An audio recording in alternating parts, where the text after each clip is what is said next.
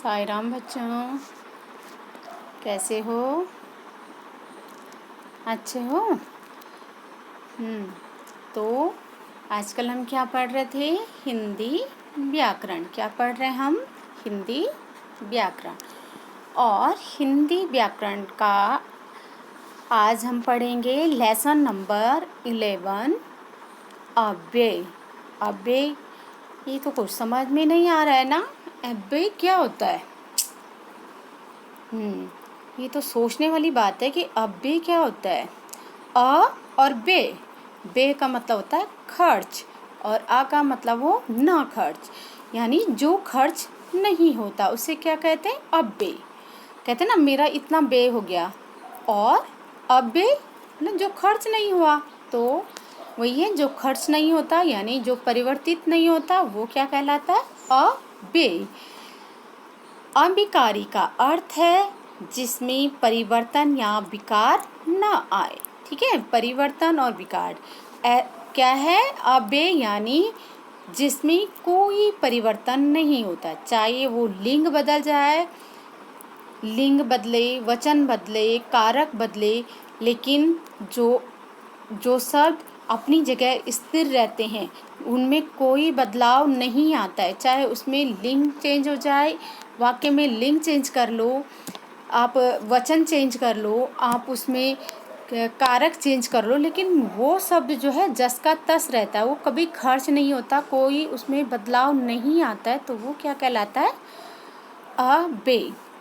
तो ये है अव्यय। अविकारी का अर्थ है जिसमें परिवर्तन या विकार न आए। संज्ञा, सर्वनाम, क्रिया तथा विशेषण शब्दों के में लिंग, वचन, कारक तथा काल के कारण बदलाव आ जाता है, परंतु हिंदी भाषा में कुछ ऐसे शब्द भी हैं जो सदा एक समान रहते हैं। उनका रूप, लिंग, वचन, काल या कारक के प्रभाव से नहीं बदलता, उन्हें अव्यय या अविकारी शब्द कहते हैं। अव्यय शब्द को अविकारी शब्द भी कहा जाता है। अव्यय शब्दों को क्या है? हम अविकारी शब्द भी कहते हैं। अब आता है ये अव्यय, ये तो समझ में आ गया होगा। अव्यय जिनमें कोई बदलाव, चाहे उसका लिंग बदल दो, कारक बदल दो, वचन बदल दो, उसमें कोई परिवर्तन नहीं होता उस शब्द में, तो वो क्या होता है? अव्यय। जैसे राम बाहर चला गया। ठीक है, बाहर, राम बाहर चला गया, सीता बाहर चली गई। देखो, राम भी चेंज हुआ, लिंग बदलने पर सीता, स्त्रीलिंग में सीता आ गया, पुल्लिंग में राम आ गया। चला गया और चली गई, क्रिया भी चेंज हो गई, लेकिन जो बाहर वाला शब्द है, बाहर चला गया, बाहर चली गई, तो बाहर वाला शब्द है उसमें कोई परिवर्तन नहीं हुआ, तो उससे क्या हो गया? बाहर वाला जो शब्द है वो क्या है? अविकारी शब्द या अव्यय शब्द। तो समझ गए? तो जो शब्द कुछ किसी भी कारण से बदलते नहीं है तो वो क्या कहलाते हैं? अव्यय। अव्यय कितने होते हैं? 4 प्रकार के। क्रिया विशेषण, संबंध बोधक, समुच्चय बोधक, विस्मय बोधक। तो देखो बच्चों, क्रिया विशेषण मेन रूप से आप क्रिया, बाकी तो आप समझ ही जाते हो। विस्मय बोधक जैसे हम किसी घृणा, शोक इत्यादि के कारण, जैसे हे राम, शाबाश, वाह, ये वाले शब्द जब हम यूज करते हैं तो वो विस्मय बोधक शब्द कहलाते हैं, विस्मय बोधक अव्यय हैं। समुच्चय बोधक जैसे के बाहर, के अंदर, के पास, इस तरह से, मतलब ये समुच्चय, ये 2 शब्द तीनों आपको अच्छे से समझ में आ जाएंगे, लेकिन क्रिया विशेषण मेन है, तो क्रिया विशेषण को समझे पहले। वैसे मैं सबको बताऊंगी, लेकिन मेन क्रिया विशेषण है। देखो, मैंने अभी पीछे बताया था आपको, पीछे के चैप्टर में विशेषण किसे कहते हैं, तो संज्ञा या सर्वनाम की विशेषता बताने वाले शब्द क्या कहलाते हैं? आपके विशेषण कहलाते हैं। ऐसे ही जब क्रिया की विशेषता बताने वाले शब्द क्या कहलाते हैं? क्रिया विशेषण। संज्ञा, सर्वनाम की विशेषता बताने वाले शब्द विशेषण कहलाते हैं, लेकिन क्रिया की विशेषता बताने वाले शब्द क्या कहलाएंगे? क्रिया विशेषण। क्रिया विशेषण देखो, तितली फूल पर बैठी है, ठीक है, पर बैठी है, बैठी कहाँ, फूल पर, यहाँ स्थानवाचक क्रिया विशेषण है आपका। तो आपका ये क्या आएगा, तितली फूल पर बैठी है। तो ये है आपका स्थानवाचक क्रिया विशेषण। हम प्रातः सैर करते हैं, कब सैर करते हो, प्रातः। तो सैर की विशेषता क्या है, कब करते हो, प्रातः। तो यहाँ कालवाचक विशेषण है, यानी समय बता रहा है।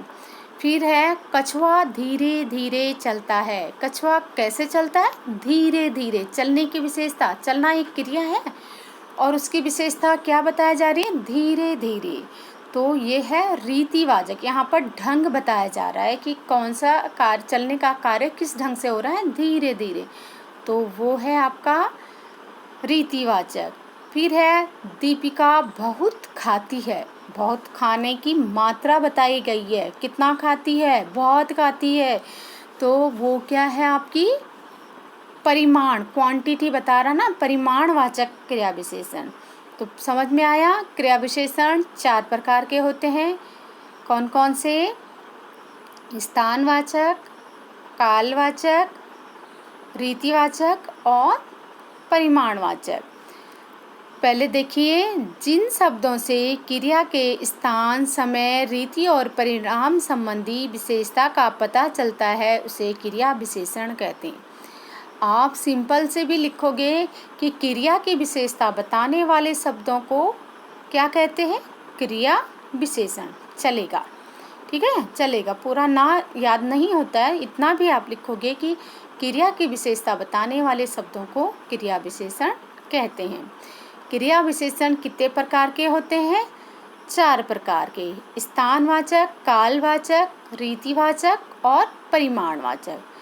जिन शब्दों से, जो शब्द क्रिया के होने का स्थान बताते हैं, यानी कि क्रिया किस जगह पे हो रही है। कोई जब कार्य हो रहा है, क्रिया क्या होता है, किसी भी कार्य के होने या करने का बोध कराने वाले शब्द क्या कहलाते हैं, क्रिया कहलाते हैं। और वो क्रिया किस स्थान पर हो रही है, तो वो होगा स्थानवाचक क्रिया विशेषण। यानी जब हमें क्रिया के स्थान का पता चलता है तो वो क्या है, क्रिया। जैसे विशाल अंदर सो रहा है, कहाँ सो रहा है, अंदर।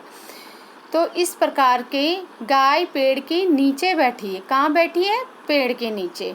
तो ये स्थानवाचक क्रिया विशेषण। फिर कालवाचक क्रिया विशेषण, जो शब्द क्रिया के होने का समय बताते हैं कि जो क्रिया किस समय में हुई है या कब हो रही है, तो वो क्या कहलाती है, कालवाचक। जैसे नानी सुबह आएंगी, कब आएंगी, सुबह। सब्जी वाला अभी अभी गया, कब गया, अभी अभी। जब कब का आपको आंसर मिलेगा, कब, तो वो कालवाचक। और कहाँ का जब आंसर होगा तो वो स्थानवाचक। फिर है आपका, फिर आता है आपका रीतिवाचक विशेषण। रीतिवाचक है जब शब्द क्रिया के होने का ढंग या रीति का बोध कराएं कि क्रिया कैसे हो रही है आदि के बारे में जानकारी देते हैं, तो उन्हें रीतिवाचक क्रिया। जैसे खरगोश तेज दौड़ता है, खरगोश कैसे दौड़ता है, तेज। रिया ध्यानपूर्वक पढ़ती है, कैसे पढ़ती है, ध्यानपूर्वक। तो स्थान में कहाँ, काल में कब और रीति में कैसे, इसका आंसर मिलता है। तो समझ लेना कि कौन सा है। इसमें कैसे क्वेश्चन लगा के, क्रिया से पहले कैसे प्रश्नवाचक लगा के अगर आपको जो भी आंसर आता है तो वो रीतिवाचक कहलाएगा। फिर है परिमाणवाचक क्रिया विशेषण, जो शब्द क्रिया की मात्रा अथवा नाप तोल के बारे में बताएं उन्हें परिमाणवाचक क्रिया विशेषण का, यानी नाप तोल, मात्रा बताते हैं कि कितनी मात्रा में कार्य हुआ है, तो वो क्या है, कितनी मात्रा में क्रिया हुआ है, तो वो सब परिमाणवाचक क्रिया विशेषण। जैसे घड़े में पानी आधा भरा है तो कितना, आधा, मात्रा बता रहा है, आधा। ज़्यादा खाना अच्छा नहीं, खाना कितना, ज़्यादा खाना, तो यहाँ पे कितना, ठीक है, कितना क्वेश्चन लगा के जो आंसर मिलेगा तो वहाँ पर परिमाणवाचक क्रिया विशेषण कहला। समझ में आ गया। क्रिया की विशेषता बताने वाले शब्द क्रिया विशेषण कहलाते हैं। क्रिया विशेषण 4 प्रकार के होते हैं: स्थानवाचक, कालवाचक, रीतिवाचक और परिमाणवाचक। स्थानवाचक में हमें क्रिया के स्थान का पता चलता है, कालवाचक में क्रिया के समय का पता चलता है, रीतिवाचक में क्रिया की होने के ढंग का पता चलता है और परिमाणवाचक में हमें क्रिया की मात्रा का पता चलता है कि क्रिया कितनी मात्रा में हुई है। तो ये था क्रिया विशेषण। अब आता है नंबर 2, संबंध बोधक। मेरे घर के पास एक बड़ा पार्क है। पार्क कहाँ है? घर के पास। ठीक है, कहाँ घर है? तो घर के पास। संबंध बता रहा घर का और पार्क का, संबंध के पास। ठीक है, यहाँ पर घर का और पार्क का संबंध बताया जा रहा है कि कहाँ है, के पास है। गर्मी के मारे बुरा हाल है। बुरा हाल, गर्मी और बुरा हाल का आपस में संबंध के मारे, तो ये संबंध बोधक। पीछे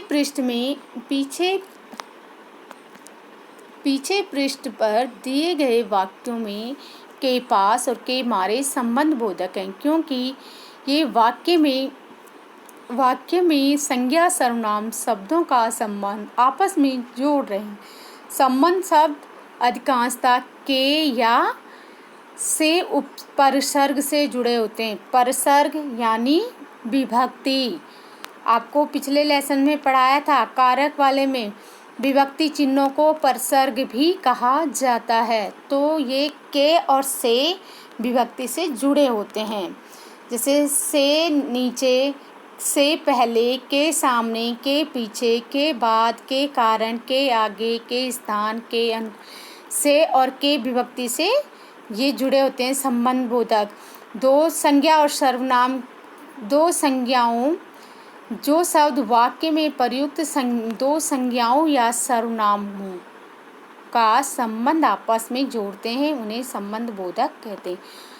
ठीक है, वाक्य में दो संज्ञा या दो सर्वनामों को आपस में जोड़ते हैं, जोड़ने का जो शब्द कार्य करते हैं वो क्या होते हैं? संबंध बोधक। फिर समुच्चय बोधक क्या होता है?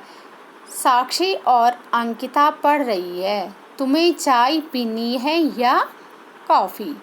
उपयुक्त दोनों वाक्यों में और तथा या शब्द वाक्यों तथा वाक्यांशों को जोड़ने का काम कर रहे हैं, अतः ये समुच्चय बोधक हैं। जैसे समुच्चय बोधक क्या होते हैं? जो शब्द दो शब्दों, वाक्यांशों तथा वाक्यों को जोड़ते हैं। ठीक है, ये तो दो संज्ञा या सर्वनामों को जोड़ते हैं, संबंध बोधक। लेकिन जो समुच्चय बोधक हैं वो दो शब्दों या दो वाक्यों को, जैसे साक्षी और अंकिता। तो साक्षी और अंकिता को ये किससे जोड़ रहे हैं? और से। जैसे मैं पढ़ रही थी क्योंकि मेरे पेपर हैं। तो मैं पढ़ रही थी एक वाक्य है और मेरे पेपर हैं दो वाक्य हैं, लेकिन बीच में क्योंकि शब्द से हमने दोनों वाक्यों को एक जोड़ दिया, तो ये संयुक्त वाक्य बनाते हैं समुच्चय बोधक। तो ऐसे ही बारिश, बहुत गर्मी हो रही है क्योंकि बारिश नहीं हो रही है। तो बारिश नहीं हो रही है और गर्मी हो रही, दोनों विपरीत अलग अलग शब्द हैं, लेकिन क्योंकि से हमने उसको एक साथ जोड़ दिया।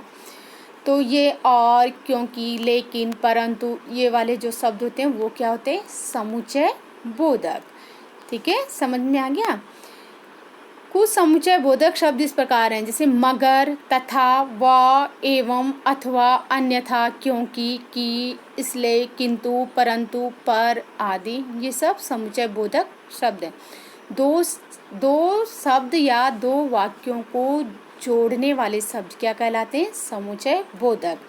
और जो शब्द वाक्य में प्रयुक्त दो संज्ञाओं अथवा सर्वनामों को जोड़ते हैं वो संबंध बोधक, यानी दो संज्ञा दो सर्वनामों का संबंध बताने वाले संबंध बोधक। और इसमें दो शब्द या दो वाक्यों को जोड़ने वाले शब्द क्या हैं? समुच्चय बोधक। फिर विस्मय बोधक तो मैंने आपको बता ही दिया था। जहाँ पे हर्ष, शोक, भाव, आश्चर्य, घृणा आदि भावों को प्रकट करने वाले शब्द क्या होते हैं? विस्मय बोधक। जैसे आह, ओह, छी छी, धत, इस तरह के जो शब्द होते हैं वो क्या है? विस्मय बोधक शब्द। तो आइए अब देखते हैं हमने क्या क्या पढ़ा था इसमें। पहला, जो शब्द वे शब्द जिनमें लिंग, वचन और कारक आदि के कारण कोई परिवर्तन नहीं होता है उसे अव्यय शब्द कहते हैं। फिर है आपका अव्यय या अविकारी शब्द कहते हैं। फिर क्रिया की विशेषता बताने वाले शब्द क्रिया विशेषण कहलाते हैं। क्रिया विशेषण के 4 भेद हैं: स्थानवाचक, कालवाचक, रीतिवाचक और परिमाणवाचक। फिर जो शब्द वाक्य में प्रयुक्त संज्ञा या सर्वनाम का संबंध वाक्य में अन्य संज्ञा और सर्वनाम शब्दों से जोड़ते हैं उन्हें संबंध बोधक कहते हैं।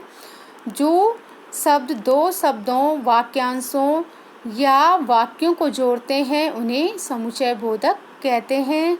जो शब्द हर्ष, शोक, विस्मय, घृणा आदि भावों को प्रकट करे उसे विस्मय बोधक कहते हैं। तो ये था आपका चैप्टर। अब इसकी एक्सरसाइज देखते हैं।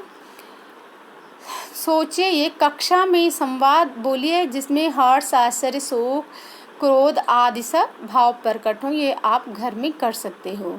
फिर क्वेश्चन नंबर 2, नीचे दिए गए प्रश्नों के उत्तर दीजिए। अब वे किसे कहते हैं, वे कितने प्रकार के होते हैं? अभी मैंने आप बताया, जो शब्द जिसमें वे शब्द जिसमें लिंग, वचन और कारक आदि के कारण कोई परिवर्तन नहीं होता है उन्हें अव्यय या अविकारी शब्द कहते हैं। और ये 4 प्रकार के होते हैं। कौन कौन से? क्रिया विशेषण, संबंध बोधक, समुच्चय बोधक और विस्मयादि बोधक। फिर आपका आता है क्रिया विशेषण किसे कहते हैं, इसके भेदों के नाम लिखिए। क्रिया की विशेषता बताने वाले शब्दों को क्रिया विशेषण कहते हैं और इसके 4 भेद हैं: स्थानवाचक, कालवाचक, रीतिवाचक और परिमाणवाचक।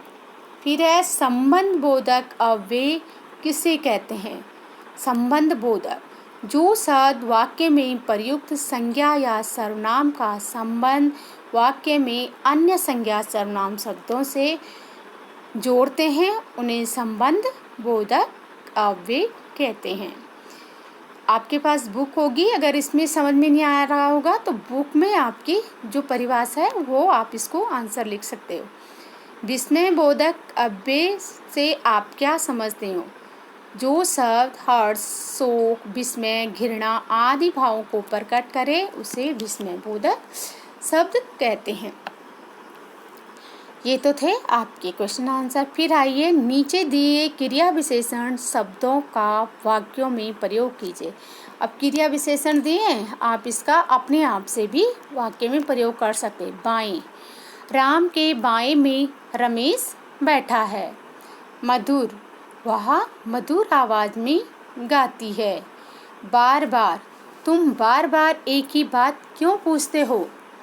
एकाएक गाय मेरे सामने आ गई। ठीक है, तो अब है क्वेश्चन नंबर 4।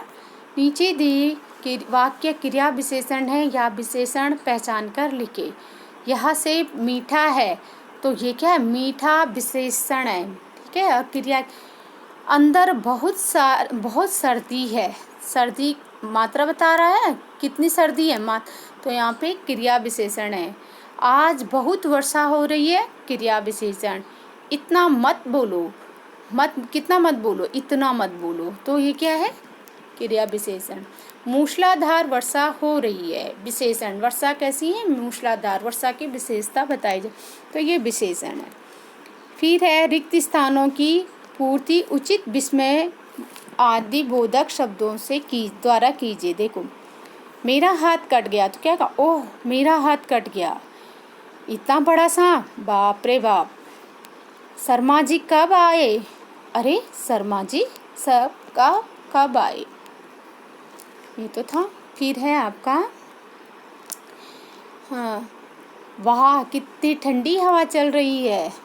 सिर में बहुत दर्द, ओह सिर में बहुत दर्द है। फिर है आपका उचित समुच्चय बोधक शब्दों द्वारा वाक्यों को पूरा कीजिए।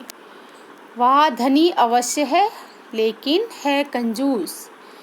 तुम घर में मराठी बोलते हो या गुजराती? मैं मैं उसकी प्रतीक्षा करता रहा पर वह नहीं आया। ध्यान से चलो वरना गिर पड़ोगे। दुर्योधन और कर्ण में घनिष्ठ मित्रता थी। फिर है क्वेश्चन नंबर 7। रंगीन शब्दों के सामने उसके शब्द भेद लिखे। देखो, तुम्हारे मकान के सामने किसका पेड़ है? तो के सामने क्या है? मकान और पेड़ दोनों संज्ञा शब्द हैं, तो इनका संबंध कौन बता रहा है? के सामने, तो यहाँ पे क्या आएगा? संबंध बोधक। मैंने उसे बहुत बुलाया परंतु वह नहीं आया। तो परंतु वह नहीं आया, मैंने उसे बहुत बुलाया, तो ये दो वाक्यों को जोड़ रहा है, तो यहाँ समुच्चय बोधक। यदि बादल आते तो वर्षा होती। यदि बादल और वर्षा दोनों का संबंध यदि और तो संबंध बोधक। हमारे कार्यालय के बाहर चाय की दुकान है। दुकान और कार्यालय का संबंध दोनों संज्ञा शब्दों का संबंध है, तो संबंध बोधक। नीचे चित्र में दिए गए शब्द जाल में 7 क्रिया विशेषण शब्दों को ढूंढकर लिखो। तो ये आप कर सकते हो। इसमें कौन कौन से हैं? लेकिन, थोड़ा, कम, प्रातः, बहुत, मगर, किंतु। ये आप खुद भी ढूंढ के कर सकते हो। तो बच्चों, ये था आपका हाफ ईयरली का सिलेबस, जो कि अब कंप्लीट हो चुका है और अब आप अपने एग्ज़ाम की तैयारी कीजिए। अब नई वीडियो आपको एग्ज़ाम के बाद मिलेगी, तो आप अच्छे से तैयारी कीजिए। MCQ बेस्ड क्वेश्चन पेपर होगा, तो आपको ये सब तैयार करना है। तो आज के लिए धन्यवाद।